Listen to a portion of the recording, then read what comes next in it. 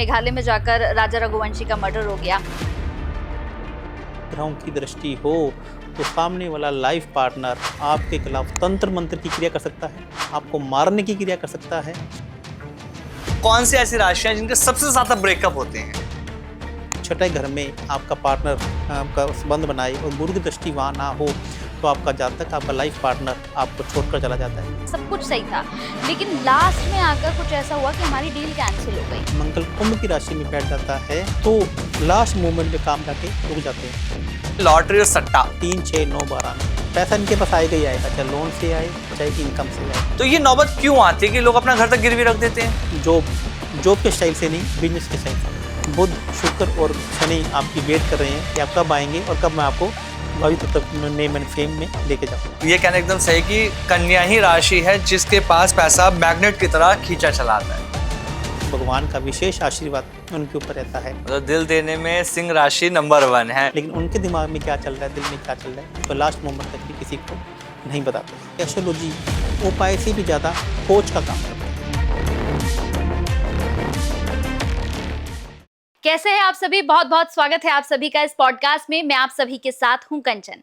आज का पॉडकास्ट हम सभी के लिए बहुत ही ज्यादा खास होने जा रहा है। जी हाँ, जो लोग सुबह उठकर सबसे पहले ये देखते हैं कि भाई हम जल्दी से सोशल मीडिया खोल लें, टीवी खोल लें या न्यूज़पेपर में देख लें कि हमारी राशि हमसे क्या कुछ कह रही है, तो उन सभी के लिए ये पॉडकास्ट बहुत खास है। अगर आप भी अपनी राशि देखने के बाद ही अपने घर से बाहर निकलते हैं तो ये पॉडकास्ट आप लोगों के लिए बहुत ही स्पेशल होने जा रहा है। जी हाँ, आज इस पॉडकास्ट में हम बताएंगे कि आपकी राशि आपसे क्या कहती है, राशियों का कमाल क्या होता है, क्या प्रभाव आपकी जिंदगी पे ये डालते हैं। तो चलिए फिर शुरू करते हैं इस खास पॉडकास्ट को। हमारे साथ जाने माने ज्योतिषाचार्य लव भूषण जी है। बहुत बहुत स्वागत है सर आपका। नमस्कार। नमस्ते।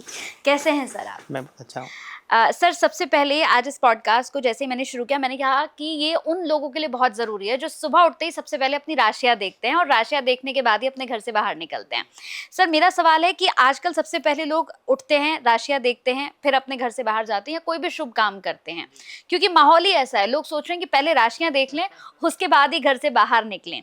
तो इन 12 राशियों में से वो कौन सी राशि है सर जो सबसे ज़्यादा भाग्यशाली है? भाग्य के घर में यदि काल पुरुष के हिसाब से देखा जाए तो धनु राशि भाग्य के घर में बैठी है, तो धनु राशि ही सबसे ज़्यादा भाग्यशाली हुई। तो ऐसे लोगों के साथ में भाग्य चिपका रहता है। यदि बशर्ते मतलब भाग्य के जो धनु राशि है वह अच्छे सिग्निफिकेट दे रही हो, लेकिन धनु राशि वाले लोग बाकी राशियों की तुलना में ज़्यादा भाग्यशाली होते हैं। अच्छा जी, जिस तरह से अब हमने शुरुआत करी राशियों को लेकर, आज के डेट में ना सबसे ज्यादा युवा अब ज्योतिष की तरफ अट्रैक्ट हो रहा है। उन्हें लगता है कि जो ज्योतिष द्वारा राशियां बताई जा रही ना, वो बहुत इंपॉर्टेंट है उसकी लाइफ के लिए। तो मेरा सवाल यूथ को लेकर है, खास तौर पर लड़कों को लेकर, जो सबसे ज्यादा ना परेशान रहते हैं कि यार अभी तो रिलेशनशिप में आया था, कुछ टाइम चला, मेरा तो ब्रेकअप हो गया। तो वो कौन सी ऐसी राशियां जिनके सबसे ज्यादा ब्रेकअप होते हैं, दिल टूटते हैं जिनके? पंचम हाउस हमारी लव एंड रिलेशनशिप का हाउस है। यदि पंचम हाउस में केतु, शनि, राहु या मंगल यानी कि पापी और क्रूर ग्रह बैठ जाएं तो ऐसे जातक के रिलेशनशिप चल नहीं पाते हैं, वो बार बार टूट जाते हैं।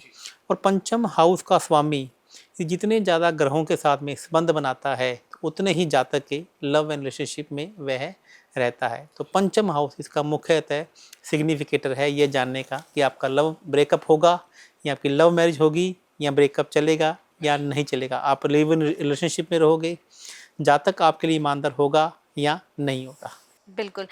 एक बहुत इंपॉर्टेंट सवाल पूछने जा रही हूँ सर मैं। माहौल के हिसाब से जैसा माहौल चल रहा है, हम देख रहे हैं कि भाई आजकल क्या हो रहा है ना सर कि बीवियां जो हैं बड़ी आतंकी हो गई हैं। मतलब अपने पतियों को मार दे रही हैं, कोई ड्रम में डाल दे रहा है, कोई आपने अभी देखा कि मेघालय में जाकर राजा रघुवंशी का मर्डर हो गया। तो मेरा सवाल है कि आजकल ना खासतौर से लड़कों की ये टेंशन हो गई है कि भाई अब आने वाले समय में अगर शादी करेंगे तो पत्नी अच्छी मिलेगी, साथ निभाने वाली मिलेगी या नहीं मिलेगी? देखिए आजकल हम लोग क्या करते हैं, सिर्फ और सिर्फ कुंडली मिलान कर लेते हैं या फिर एक मांगलिक चेक कर लेते हैं कि जातक मांगलिक है या नहीं। इससे भी ज़्यादा इम्पोर्टेंट है कि आपका 7वां घर या फिर तुला राशि। यदि 7वां घर जो हमारी शादी का घर है, रिश्तों का घर है, उसका स्वामी छठे घर में बैठ जाए तो आपका आपकी वाइफ के साथ में या आपकी लाइफ पार्टनर के साथ में कोर्ट केस कचहरी तक हो सकता है। यदि 7वें का मालिक 7वें से 8वें में यानी कि दूसरे भाव में काल पुरुष कुछ कुंडली में देखा जाए। वैसे देखा जाए तो 7वें का 8वां क्या हो गया, सेकंड हाउस हो गया। सेकंड हाउस में बैठ जाए और वहाँ पे गुरु की दृष्टि ना हो और उस पर पापी ग्रहों की दृष्टि हो तो सामने वाला लाइफ पार्टनर आपके खिलाफ तंत्र मंत्र की क्रिया कर सकता है, आपको मारने की क्रिया कर सकता है, और ऊपर से मांगलिक हो या ऐसे दुष्प्रभाव आपकी लाइफ में ज़्यादा हो जाएं तो आपके ऊपर आपका पार्टनर इस तरीके का अटैक भी कर सकता है। और 7वें का 12वां यानी कि छठे घर में आपका पार्टनर आपका संबंध बनाए और गुरु की दृष्टि वहाँ ना हो तो आपका जातक, आपका लाइफ पार्टनर आपको छोड़कर चला जाता है बिना किसी बात का बताए कि मुझे अब आपके साथ में नहीं रहना है। तो इस प्रकार से आपकी कुंडली एक मजबूत सिग्निफिकेटर बनाती है आपकी लाइफ के संबंध में। अच्छा आचार्य जी, जैसे अभी आपने कहा कि कुंडली में योग होगा तो जीवन साथी मार भी सकता है, जैसे कंचन का सवाल था, राजा रघुवंशी को लेकर ही बात करी। जब इन दोनों की शादी हुई, इन दोनों की कुंडली मिलान हुआ, तो इनके पंडित ने कुंडली मिलान किया होगा, कुंडली मिलान हुई तो देखा गया होगा, तब उनके पंडित ने क्यों नहीं पता लगाया कि इन दोनों की कुंडली में ऐसे योग बन रहे हैं कि इनकी पत्नी इन्हें मार सकती है, जबकि दोनों मांगलिक भी थे। देखिए, ये एक बहुत बड़ा हमारे भारत में एक बहुत बड़ा तर्क वितर्क का विषय है। इस पर एक हम कभी बहुत सारे एस्ट्रोलॉजर मिलकर तर्क वितर्क करें तब इस पर बात निकलेगी। अभी देखिए, अभी तक भारत में शादी मिलान के लिए सिर्फ गुण मिलाए जाते हैं। गुण मिलाने का मतलब क्या कि आपके मेरे दोनों के गुण कितने मिलते हैं, मेरा नेचर आपके साथ में कितना मिलता है, यह सिर्फ और सिर्फ गुण मिला कर बताया जाता है। और इसमें सबसे इम्पोर्टेंट है नाड़ी दोष। यदि हमारे एस्ट्रोलॉजी में कहा जाता है कि नाड़ी दोष आपका नहीं मैच हो रहा तो ये शादी नहीं होनी चाहिए, आप मांगलिक नहीं है तो शादी नहीं होनी चाहिए। जबकि उससे भी ज़्यादा इंपॉर्टेंट है, मैं ये नहीं कहता कि ये इंपॉर्टेंट नहीं है जी। उससे भी ज़्यादा इंपॉर्टेंट है कि आपका 7वां घर आपकी फेवर में है या नहीं है। तो मैं भी कह रहा हूँ कि 7वें घर को भी मिलाना चाहिए। यदि आपकी दोनों की कुंडली में तलाक के योग हैं तो तलाक पक्का होगा, एक की कुंडली में तलाक के योग हैं और एक की कुंडली में तलाक के योग नहीं है तो तलाक बच जाएगा। तो ऐसे ही यदि दोनों का 7वें घर का मालिक एक का 8वें घर में बैठा गुरु ग्रह की वहाँ पे दृष्टि नहीं है तो इसका मतलब सामने वाला जो जातक है, लाइफ पार्टनर है, वो सामने वाले पे तंत्र मंत्र भी करेगा, सामने वाले को मारने की कोशिश भी करेगा कि अपने कई बार अपने ससुराल के साथ में या अपने पीहर के साथ में आपने देखा होगा ना, ऐसे के आज के नहीं हाँ, है, हाँ, हाँ। ये रामायण और महाभारत से चले आ रहे जी। हैं। तो ये चलते हैं और चलते रहेंगे क्योंकि ऐसा आपकी कुंडली में योग हैं। तो ये तो अब तो डिजिटल जी। मीडिया आ गया, हाँ, अब ऐसा पता लग हाँ, जाता है ऐसा कि पता लग सोनम गया। बेवफा तो आज ये भी है। तो ये रामायण काल से महाभारत काल से चलता है और ये चलता रहेगा। बिल्कुल। एक और सवाल है सर, जो अधिकतर हमने देखा है कि लोग आते हैं, पूछते हैं, और आपके पास भी ज़रूर आते होंगे कि भाई आचार्य जी मेरा हाथ देख लीजिए या मेरी कुंडली देख लीजिए और बता दीजिए कि लव मैरिज का योग है या नहीं है। तो ये कैसे पता लगा जा लव सकता मैरिज का योग एस्ट्रोलॉजी के अंदर जागना चेक करना बहुत ज़्यादा मुश्किल नहीं है। पंचम घर हमारा लव एंड रिलेशनशिप का है और 7th हाउस रिश्तों का है। यदि पंचम घर का संबंध 7वें घर से बन जाए या 7वें का संबंध पंचम घर से बन जाए या इन दोनों का स्वामी एक जगह जाकर इकट्ठा जाकर बैठ जाए तो आपकी कुंडली में लव मैरिज के योग बन जाते हैं। तो इसको देखना, इसको चेक करना हमें बहुत ज़्यादा मुश्किल नहीं है। लव एंड रिलेशनशिप का संबंध, उसमें रिश्ते का घर का टेस्ट जब आएगा तभी तो लव रिलेशन रिश्तों में कन्वर्ट होगा। तो ये देख सकते हैं। लेकिन आचार्य जी, लोग लव मैरिज तो कर रहे हैं, अरेंज मैरिज भी कर रहे हैं, खुशी खुशी कर लेते हैं कि भाई मेरी शादी हो गई, लेकिन शादियां तो चल भी नहीं पा रही हैं। कोई किसी को मार रहा है, कोई डाइवोर्स दे देता है। तो ये क्यों हो रहा है? कौन सी ऐसी राशियां जिनका सबसे ज्यादा डाइवोर्स हो रहे हैं, जिनकी शादियां नहीं चल पा रही? कौन सी ऐसी राशि है ऐसा कहना मुश्किल है। अच्छा। तो ये संबंध मैं आपको ये कह रहा हूँ, ये डिपेंड करता है आपके टोटली 7th हाउस पे। 7th हाउस जो कि रिश्तों की स्थायित्व का घर है, रिश्तों की स्थायित्व का हाउस है। यदि वहाँ पर पापी ग्रह बैठे हों या फिर पापी ग्रहों की ज़्यादा दृष्टि हो तो आपके रिश्ते नहीं चल पाएंगे। जैसे मैंने आपको बोला कि 7th हाउस का मालिक छठे घर में बैठ जाए और वह पाप ग्रहों से युक्त हो जाए और गुरु ग्रह की वहाँ पर दृष्टि नहीं हो तो इस बात के पूरे पूरे योग बन जाते हैं कि आपका जो तलाक होने के योग है, आपकी 2 शादी के योग हैं, विधवा के योग हैं, विधुर के योग हैं। जैसे मान लीजिए लेडीज़ के केस में विधवा होता है, और ये सब बातें हम एस्ट्रोलॉजी में आप बहुत आसानी से, मतलब आसानी से तो नहीं कह सकता, इसके बहुत सारे योग होते हैं। हाँ।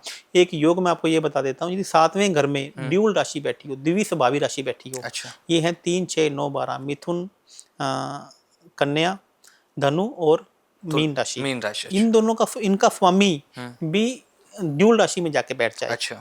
और फिर या फिर 9वें घर में, 7वें घर का स्वामी 9वें घर में बैठ जाए या फिर लगन में बैठ जाए तो फिर इस बात के पक्के रिश्ते हो जाते हैं कि आपकी 2 शादियां हो जाए। मतलब ये पॉडकास्ट आज उन लोगों के लिए बहुत फायदेमंद होने वाला है जो लव मैरिज करना चाहते हैं या अपने जीवन में कुछ भी करना चाहते हैं। आप उनको पूरा गाइड कर देंगे, वो ज्योतिष बन जाएंगे। आज से जितने आसानी से आप समझा रहे हैं ना, बहुत आसान तरीके से आप समझा रहे हैं हाँ, चीजें। तो ये एस्ट्रोलॉजी के अंदर बहुत सारे योग हैं, ये न्यूमरोलॉजी में हमें नहीं मालूम चलता। जी जी। बिल्कुल, लेकिन आमिर फिर भी हम लोग देख रहे हैं कि आजकल ऐसा ज़माना आ गया है कि लव मैरिज हो या अरेंज मैरिज, लोगों का विश्वास ही पूरी तरह बिल्कुल। से उठ गया है। लोग अब लव मैरिज भी नहीं करना चाह रहे हैं, मतलब लोगों का कहना है कि नहीं भई अब रहने ही दो, क्योंकि लव मैरिज वाले भी जाकर मार दे रहे हैं। तो लोग लव मैरिज भी नहीं करना चाह रहे। मेरा सवाल है कि सर वो कौन-सी राशि है? क्योंकि हम देख रहे हैं कि बहुत सारी हत्याएँ हो रही हैं, सब कुछ हो रहा है, लेकिन फिर भी लव केसेस कम नहीं हो रहे हैं। प्यार-मोहब्बत तो फिर भी लोग कर ही रहे हैं। तो वो कौन-सी राशि है सर जो पहली बार देखते ही किसी की मोहब्बत में पड़ जाए? वाह, सिंह राशि। अच्छा। सिंह राशि हमेशा लोग क्योंकि पांचवा घर कालपुरुष की कुंडली में लव एंड रिलेशनशिप का है, तो जिनके सिंह राशि है या जिनका सिंह लगन है, ऐसे जातक जहाँ पर भी जाते हैं तो सामने वाले का उन पर दिल आ ही जाता है।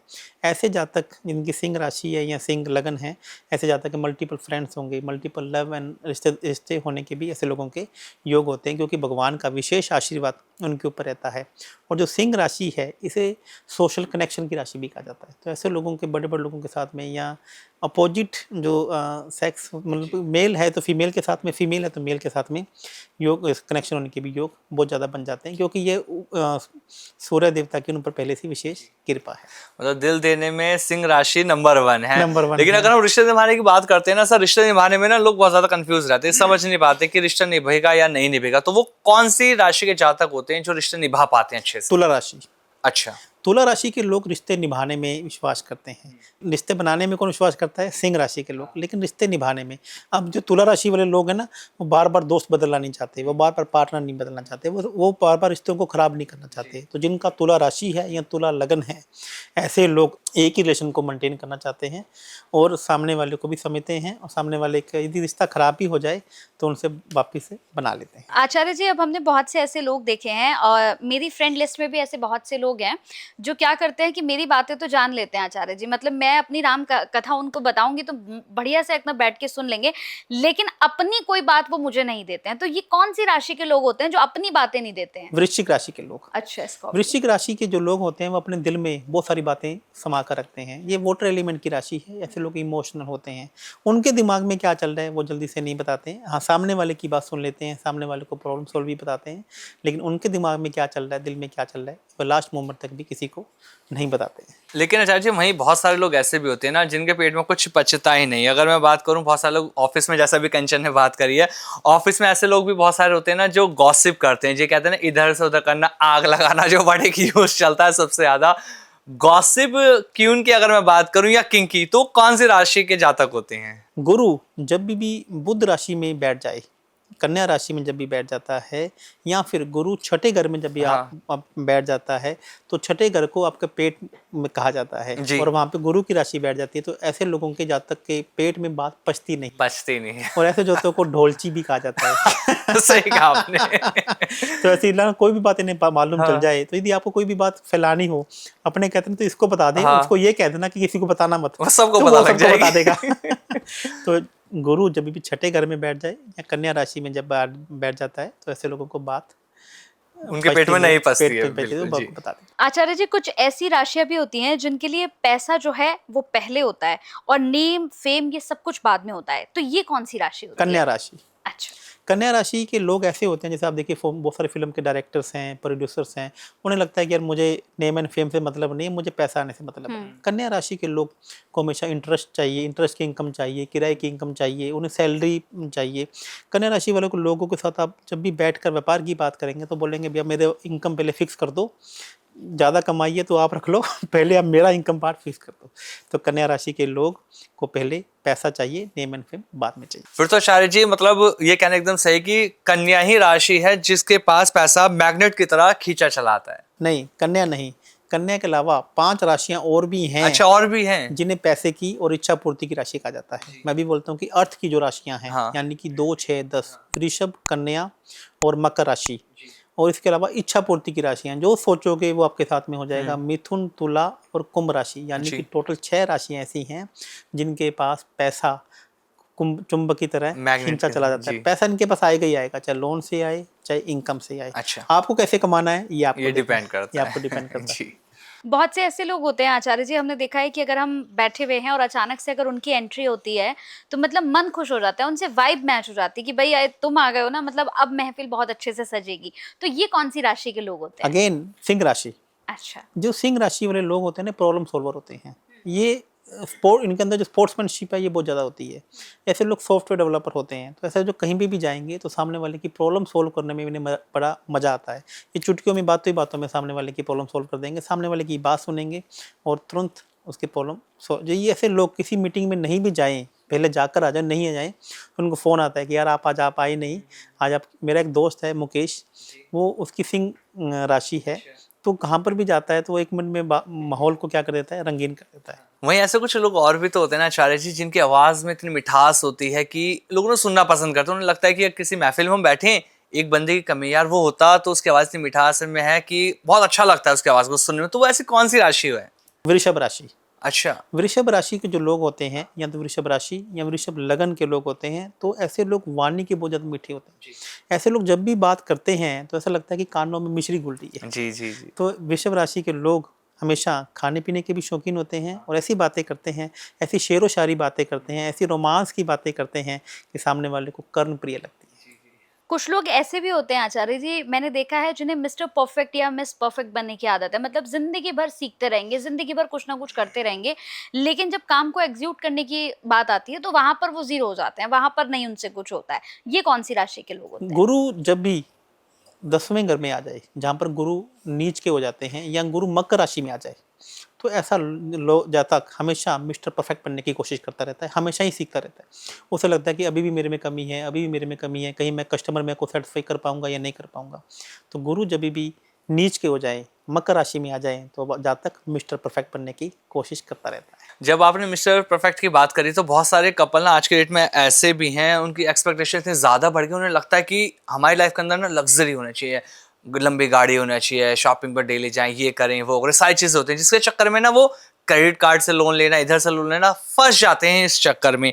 तो इनके लिए क्या क्या कोई गृह जिम्मेदार होता है जिस वजह से ऐसा होता है इन लोगों के साथ? छोटे छोटे लोन, हाँ। क्रेडिट कार्ड का मतलब क्या, छोटा लोन, जी। मतलब माइक्रो लोन। हम्म।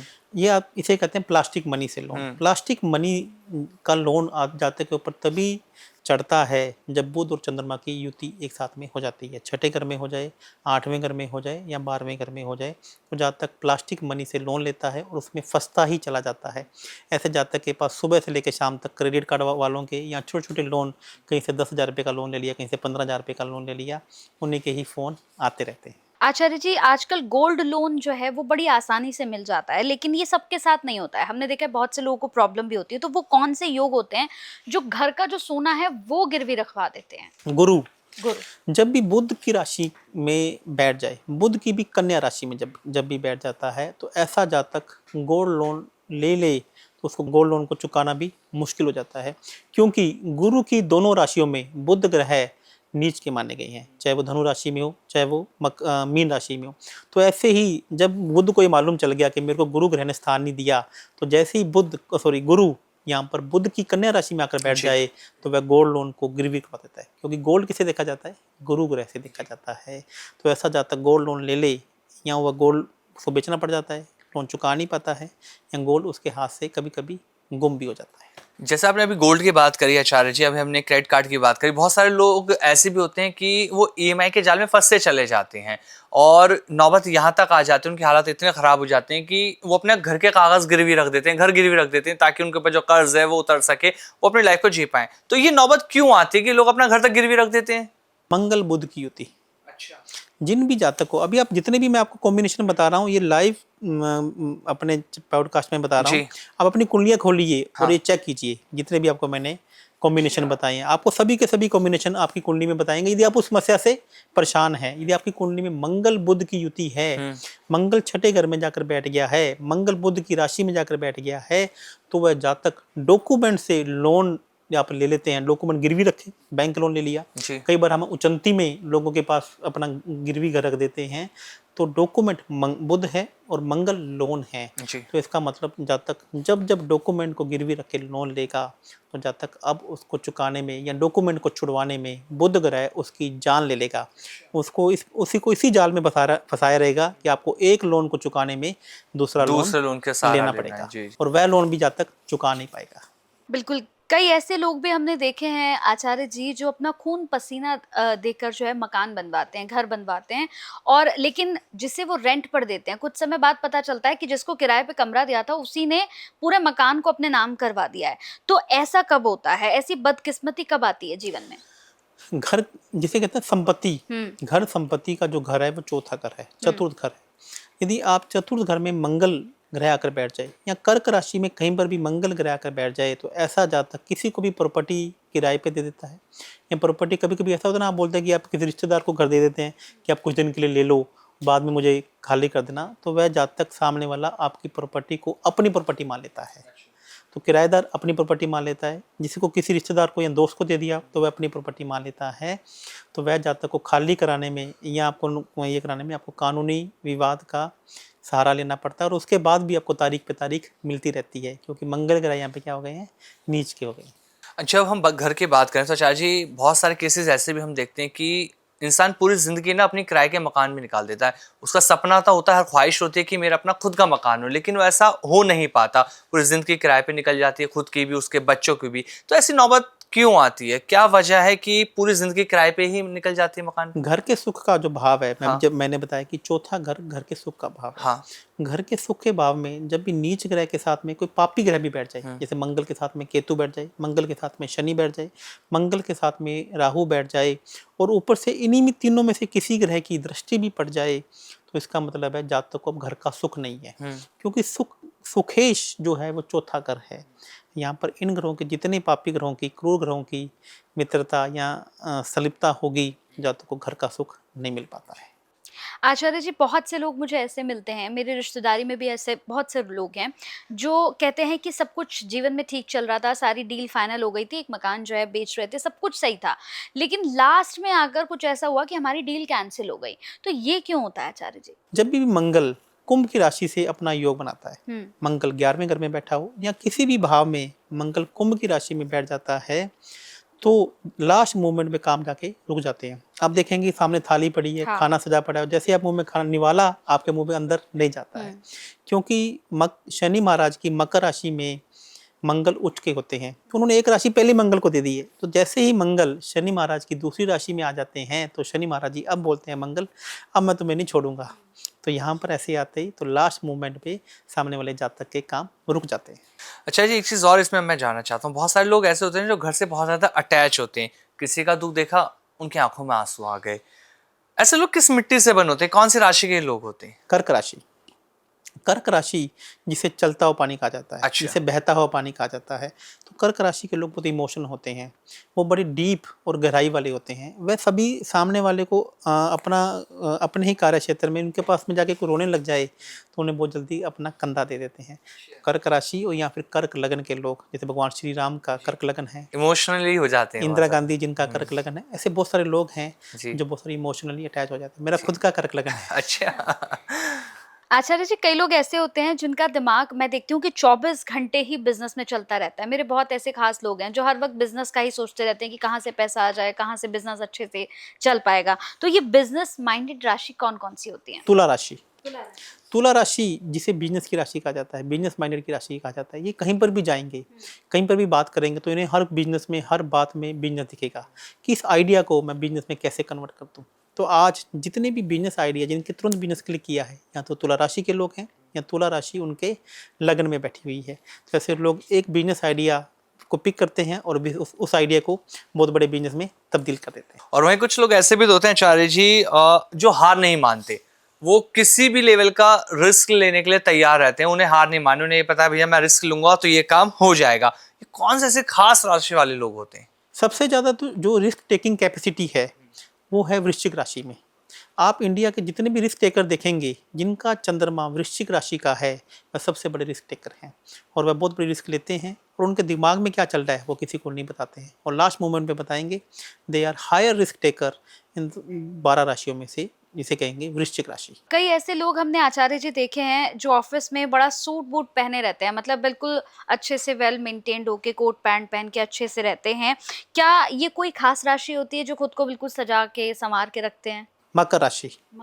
मकर राशि या फिर मकर लगन जिनका होता है वो हमेशा घर से जब भी निकलेंगे सूट बूट होकर निकलेंगे, किसी से जातक से मिलने जाएंगे हमेशा तैयार होकर जाएंगे।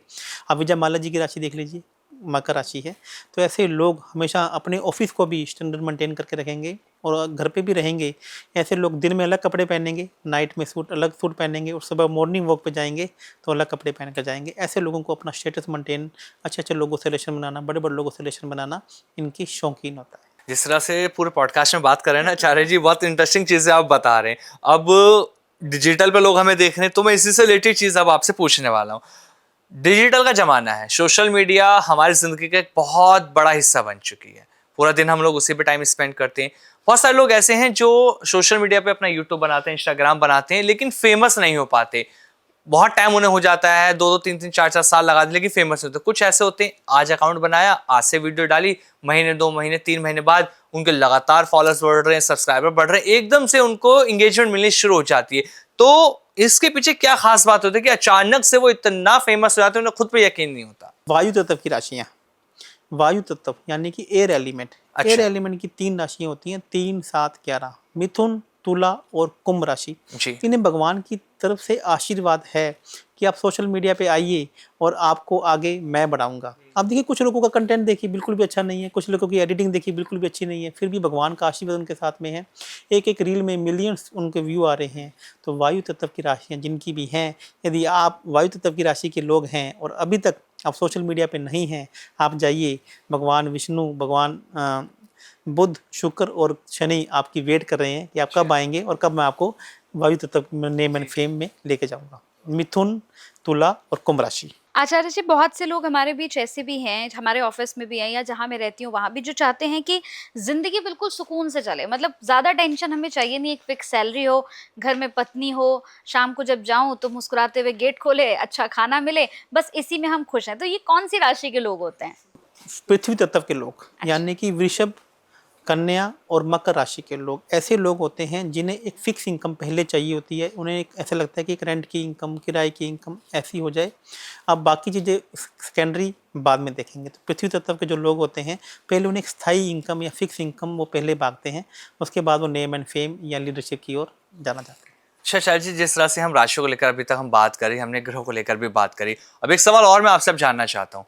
बहुत सारे लोगों को लगता है कि मेरी राशि में शेयर मार्केट का योग नहीं है, क्योंकि कुछ लोगों को लगता है कि आज मैंने अपनी राशि देखी, इसमें लिखा है कि अगर शेयर मार्केट में पैसा लगाया तो पैसा डबल। तो वो कौन सी राशि होती है जिन्हें शेयर मार्केट से सबसे ज्यादा लाभ मिलता है? शेयर मार्केट की मैं बात करूं तो पंचम हाउस, जी। जो पंचम हाउस शेयर मार्केट से, सट्टा मार्केट से देखा जाता है। बिना मेहनत का पैसा, यानी कि छठा घर। हाँ। तो ऐसा, अब शेयर मार्केट में 2 हाउस आपके लिए बहुत अच्छे से काम करते हैं। पहला 5वां घर और छठा घर होता है बिना मेहनत का पैसा। जी।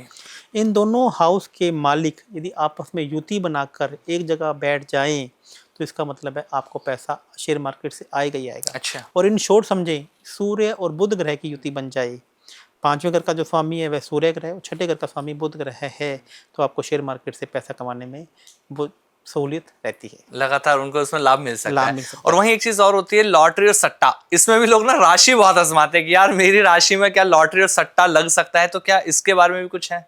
अचानक से पैसा आना, हाँ। जैसे मैंने बोला बिना मेहनत के पैसा आना, जी। तो ये शेयर मार्केट का मतलब है, या किराए की इनकम या हाँ। ब्याज की इनकम। जी। अचानक से धन आना, अचानक से पैसा आना, हाँ।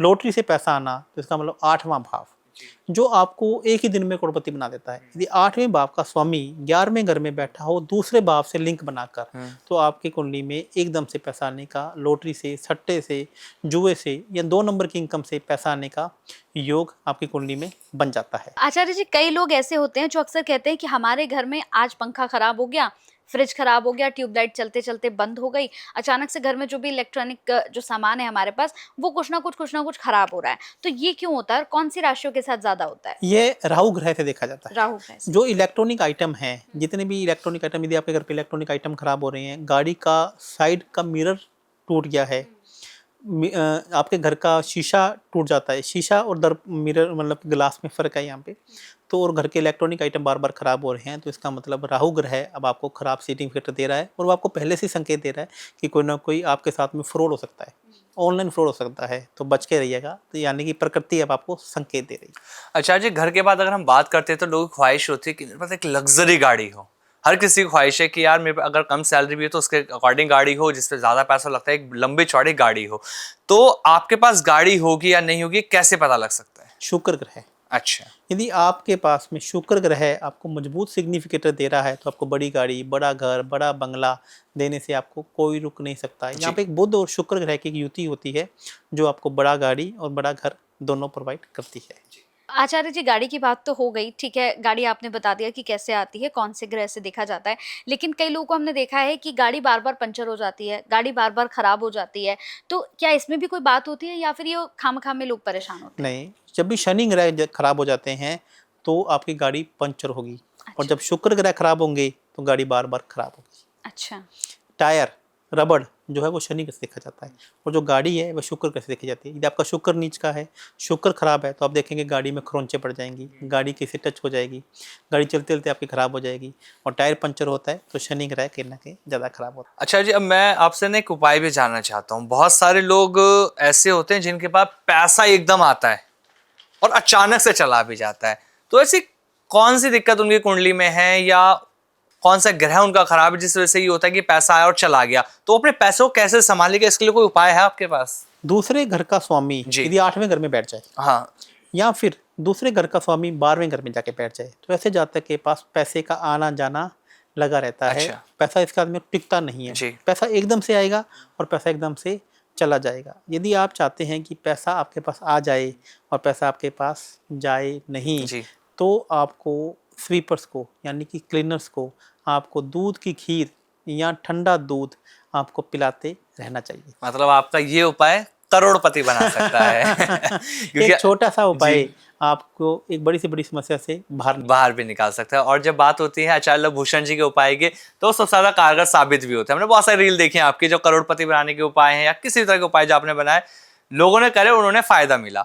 अब बात करते हैं सिविल सर्विस वालों को लेकर। बहुत सारे लोग ऐसे होते हैं सिविल सर्विस की तैयारी तो करते हैं लेकिन उनका क्लियर नहीं हो पाता, तो कौन सी राशि के लोग होते हैं? देखिए, यहाँ पे सिविल सर्विस का मतलब है किसी भी प्रकार की जॉब है तो वह छठे घर से देखी जाती है, जी। और जॉब के अंदर स्थायित्व 7वां कर देता है। जैसे मैंने आपको बताया, रिश्तों में स्थायित्व भी 7वां कर देता है, तो स्थायित्व का जो घर है वो 7वां घर है। यदि छठे घर का मालिक और 7वें घर का मालिक एक साथ में युति बनाकर बैठ जाता है तो आपकी नौकरी में स्थिरता होगी, नौकरी पक्की होगी। और इसके साथ में 2 ग्रह ऐसे हैं, सूर्य और गुरु ग्रह, जो आपको ये दिखाते हैं कि आपको गवर्नमेंट से प्रॉफिट होगा या नहीं होगा, अच्छा। गवर्नमेंट से आपको बेनिफिट होगा या नहीं होगा। तो ये हर जातक की एक अलग अलग कुंडली है, जिसको देख के बताया जाता है कि आपको प्राइवेट जॉब में जाना चाहिए या आपको सरकारी नौकरी में जाना चाहिए। यदि सूर्य गुरु आपकी फेवर में नहीं बैठे हैं तो आपको सरकारी नौकरी में नहीं जाना चाहिए, आपको प्राइवेट नौकरी में जाना चाहिए। आपकी जॉब बड़ी होगी या छोटी होगी, ये भी हम देख के बता सकते हैं। छठे घर का संबंध यदि 7वें घर से नहीं बन रहा है तो आपकी जॉब छोटी होगी। अच्छा जी, एक आखिरी सवाल और, जो लोग कंफ्यूज रहते हैं कि मुझे बिजनेस करना चाहिए या मेरे लिए जॉब सही है, क्योंकि ना लोग कंफ्यूजन में रहते हैं, उन्हें लगता है कि मैं जॉब करूंगा तो सब सही चलेगा, किसी को लगता है कि नहीं यार जॉब नहीं करनी, बिजनेस करना है। तो ये कौन सी राशि के लोग होते हैं जिनका माइंड ना डाइवर्ट रहता है, एक जगह टिक नहीं पाता, डिसीजन नहीं ले पाते हो? देखिए, यहाँ पर फिर एक कुंडली देखकर ही इसको बताया जाता है। अच्छा। जैसे मान लीजिए कि जो कन्या राशि के लोग हैं वह जॉब लवर होते हैं, और जो तुला राशि के लोग हैं वो बिजनेस लवर होते हैं। जी। तो मान लीजिए कि आपका बिजनेस भी आप कर रहे हैं और तो फिर आपको अपना बिजनेस करने का सिस्टम चेंज करना पड़ेगा। कई बार कन्या राशि के लोग बिजनेस कर लेते हैं, तो ऐसे जातक को अपना बिजनेस करने का स्टाइल चेंज करना पड़ेगा। इन्हें अपना बिजनेस जॉब के तरीके से करना पड़ेगा। देखो, आप देखते होंगे कई बार बहुत सारी दुकानों के बाहर या शोरूम के बाहर लिखा होता है खुलने का समय 10 बजे और बंद करने का समय 7 बजे। तो वह उसी स्टाइल से काम करेंगे तो उनके पास जातक ग्राहक आएंगे। यदि वह दुकानों का लिमिटेड टाइम कर देंगे तो उनका काम नहीं चलेगा। और उसी प्रकार से यदि कन्या राशि वाले लोग तुला राशि वाले लोग जॉब करते हैं तो उन्हें अब जॉब जॉब के स्टाइल से नहीं, बिजनेस के स्टाइल से करनी है। तो उन्हें अच्छा। बॉस को, जब तक बॉस वहाँ बैठे हैं तब तक उनको घर पे नहीं जाना है। यदि बॉस से पहले वो घर पे चले गए तो बॉस उनको जॉब से निकाल भी सकता है। जी। तो ये आपकी कुंडली में योग है। तो ये छठा घर और सातवां घर भी हमें बताता है। तो ये मेरे कहने का मतलब है, बाकी लोगों की तरह देखिए मैं उस अभियान में लगा हूँ हाँ। जहाँ पे एस्ट्रोलॉजी आपको डिसीजन देगी, आपको निर्णय देगी। तो दोस्तों आप ये समझेंगे कि एक छोटा सा उपाय सबके लिए बराबर काम करेगा, ऐसा नहीं हो सकता है। उसके लिए कुंडली का विश्लेषण बहुत कुंडली का जरूरी है। विश्लेषण बहुत ज़्यादा ज़रूरी है। और मुझे भी मालूम है कि मैं एक अभियान में लगा हूँ, मैं आपको योग बताने में लगा पड़ा हूँ। जी। मुझे हो सकता है कि थोड़ा समय लगे, लेकिन जी। जीत हमारी ही होगी। बिल्कुल आचार्य जी, और जो लोग ये पॉडकास्ट देख रहे थे शुरू से वो समझ चुके होंगे, क्योंकि ज्योतिष को लोगों ने एक तरह से ना डर भी बना दिया है। उन्हें लगता है कि यार ज्योतिष के पास जाएंगे तो शायद हम कुछ गलती होगा, लेकिन आप जिस तरह से समझा रहे हैं, जिस तरह से बताया आपने, बहुत अच्छे तरीके से समझाया, चीज़ों को बताया गया। अब जो लोग इस पॉडकास्ट को देख रहे हैं आचार्य जी, उनके लिए आप क्या कहना चाहेंगे, एक लास्ट मैसेज ऐसा जो लोगों की लाइफ को बदल सके? देखिए मैं आपको ये बात बताना चाहूँगी कि हमारी कुंडली में कुछ लोग ऐसे होते हैं कि किसी भी काम को हाथ लगाते हैं तुरंत उनके काम बनने लग जाते हैं। तो इसका मतलब कर्मेश आपका बहुत अच्छे धन बैठा हुआ है। कुछ लोग बहुत अच्छे भाग्य को लेकर आए हैं, यानी कि उनका भाग्य का मालिक बहुत अच्छे स्थान पर बैठा हुआ है। तो ये उनके पिछले जन्म के कर्म हैं, उनके पूर्वजों के कर्म हैं। तो हो सकता है वे आपके साथ में नहीं हो, आपने अपने पूर्वजों ने जाने में या अपने पिछले जन्म में जाने में कोई बहुत बड़ी गलती कर दी। तो अभी आप उन ग्रहों को, यदि अपने शत्रु ग्रहों को बना लेते हैं, ऐसे कुछ कर्म कर लेते हैं जो आपके पेंडिंग पड़े हैं, जो ग्रह आपसे नाराज हैं, तो आप अपने चीज़ों को ठीक कर सकते हैं। जी। तो इसके लिए आपको एक अच्छे एस्ट्रोलॉजर के पास, एक अच्छे न्यूमरोलॉजिस्ट के पास, एक अच्छे वास्तु एक्सपर्ट के पास जाना पड़ता है। अब हर आदमी अपने आप को बेस्ट कहता है, तो मैं कहता हूँ कि मैंने अपनी लाइफ चेंज की है। मैंने जी। आज अपने आप को अरबपति खरबपति बनाया है, और मैं वो एस्ट्रोलॉजर हूँ जिसने डंके की चोट पे अपने आप को साबित किया है, ट्रू किया है। तो मैं इतना कहना चाहता हूँ, आपने मेरे को भी सुना, आप लोगों को भी सुनिए। किसी के पास जाने से पहले उसको पहले सुनिए, बिल्कुल सर। उनके चेहरे के भाव समझिए, उससे कॉन्फिडेंस समझिए कि कोई बनावटी बातें कर रहा है या कोई एक्चुअल बातें कर रहा है। तो एस्ट्रोलॉजी एक धर्म का विषय है, बिल्कुल। एक अपने आप को समझने का विषय है। और मैं आपको एक बात बताता हूँ कि एस्ट्रोलॉजी उपाय से भी ज़्यादा कोच का काम करती है, समझने का काम करती है। जैसे मैंने जी। आपको बताया कि आप जॉब भी करते हैं तो आपको बिजनेस के तरीके से करना पड़ेगा। अब आप बिजनेस भी करते हैं तो आपको जॉब के तरीके से करना पड़ेगा। तो ये उपाय से भी ज़्यादा चीज़ें आपको बताती हैं, आपको एक गाइड करती हैं कि आपका काम करने का तरीका, आपको चीज़ें इस तरीके से आप कब, कहाँ, कैसे, क्या कैसे करना है। अब कुछ लोगों की मैं बताता हूँ, ऐसे एक दिन की कुंडली होती है, जी। एक रात की कुंडली होती है। यदि आपको दिन में काम सूटेबल करेगा या रात में काम सूटेबल करेगा, आपको वर्क फ्रॉम होम करना चाहिए या वर्क फ्रॉम ऑफिस करना चाहिए। अब मैं आपको बताऊं कि मेरे पास बहुत सारे जातक ऐसे भी आते थे जो वर्क फ्रॉम होम करते थे। अब बोलते कि सर हमारे पास कोई रास्ता भी नहीं है कि हम घर से काम ही करेंगे, हमारे पास कोई रास्ता ही नहीं है, आप ऑफिस बना नहीं सकते। तो मैंने बोला आप घर पे जब भी काम करें तो आपको एक प्रॉपर ऑफिस बनाना पड़ेगा। आप कुर्ते पजामे में या नाइट सूट में बैठ के काम नहीं कर सकते। अच्छा। कि आपको, क्योंकि आपका वर्क फ्रॉम होम लिखा ही नहीं हुआ है। बिल्कुल। आप जब भी घर पे भी बैठें तो एक मार्केट से एक राउंड लगा के फिर बैठें, और एक टेबल चेयर आपकी प्रॉपर होनी चाहिए। जैसे आप कोट पैंट में सूटेड बूटेड होकर बैठे, ऐसे बैठे कीजिए। आपको एक ब्रेक लंच करना है या जब ऑफिस छोड़ते तो ऐसे ही छाना, ऐसे नहीं कि जब भी मन किया घुस गए घर के अंदर, जब भी मन किया अरे भाई फिर मेरे लिए चाय लेकर आओ, अभी भाई मेरे लिए लेकर आओ, तो ऐसा आपको नहीं करना। जैसे ही उन्होंने ये किया उनका काम चल पड़ा।